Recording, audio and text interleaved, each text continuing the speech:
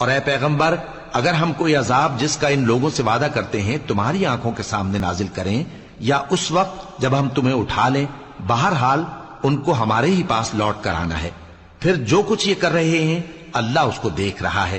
اور ہر ایک امت کی طرف پیغمبر بھیجا گیا، پھر جب ان کا پیغمبر آ جاتا ہے تو ان میں انصاف کے ساتھ فیصلہ کر دیا جاتا ہے اور ان پر ظلم نہیں کیا جاتا، اور یہ کہتے ہیں کہ اگر تم سچے ہو تو جس عذاب کا یہ وعدہ ہے وہ آئے گا کب؟ کہہ دو کہ میں تو اپنے نقصان اور فائدے کا بھی کچھ اختیار نہیں رکھتا مگر جو اللہ چاہے۔ ہر ایک امت کے لیے موت کا ایک وقت مقرر ہے، جب وہ وقت آ جاتا ہے تو ایک گھڑی بھی دیر نہیں کر سکتے اور نہ جلدی کر سکتے ہیں۔ کہہ دو کہ بھلا دیکھو تو اگر اس کا عذاب تم پر ناگہاں آ جائے رات کو یا دن کو تو پھر گناہگار کس بات کی جلدی کرتے ہیں؟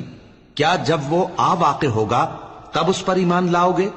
اس وقت کہا جائے گا کیا اب ایمان لائے؟ اور اسی کے لیے تو تم جلدی مچایا کرتے تھے۔